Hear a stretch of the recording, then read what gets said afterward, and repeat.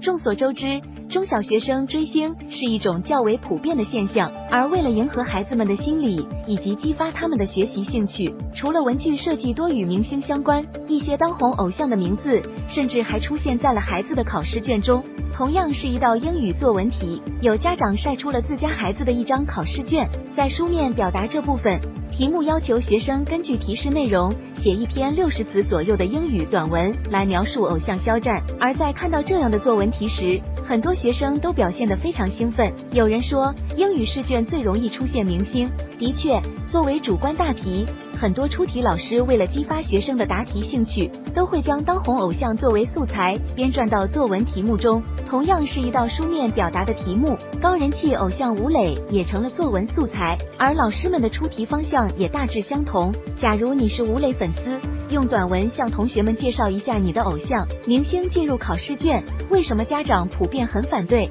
在家长看来，孩子在学习阶段最重要的任务就是提高学习成绩，而追星却是一种与学习相悖的娱乐化行为。在中小学阶段，孩子的心智大都还未发展成熟，一旦迷上了追星，就很容易因为精力分散而影响学习。而明星进入课本或考卷这种现象，在家长看来，无疑是校方支持孩子追星的一种体现。一旦明星频繁出现在考卷上，孩子们追星的态度就会变得理所当然，这并不有利于家长约束孩子。追星是把双刃剑，家长正确引导孩子很重要。随着年龄的增长和心智的发展，很多孩子在进入小学之后，就会对喜欢的明星产生仰慕和崇拜，这是一种很正常的心理，家长不用过分紧张。在追星这件事情上，家长首先要做的就是摆平心态，愿意去了解孩子内心的想法。你支持将明星作为素材编撰到孩子们的课本或试卷中吗？欢迎在评论区留言。